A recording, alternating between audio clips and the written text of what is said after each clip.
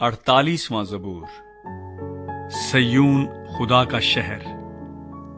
ہمارے خدا کے شہر میں اپنے کوہ مقدس پر خداوند بزرگ اور بے حد ستائش کے لائق ہے۔ شمال کی جانب کوہ سیون جو بڑے بادشاہ کا شہر ہے، وہ بلندی میں خوشنما اور تمام زمین کا فخر ہے۔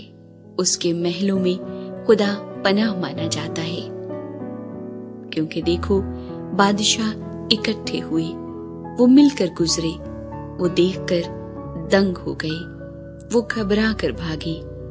وہاں کپ کپی نے ان کو آ دبایا، اور ایسے درد نے جیسا درد سہ۔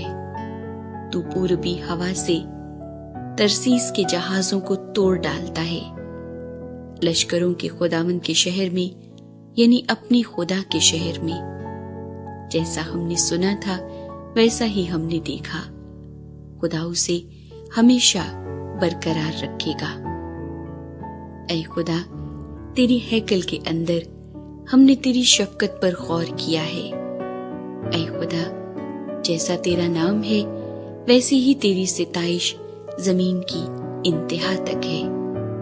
تیرا داہنا ہاتھ صداقت سے معمور ہے۔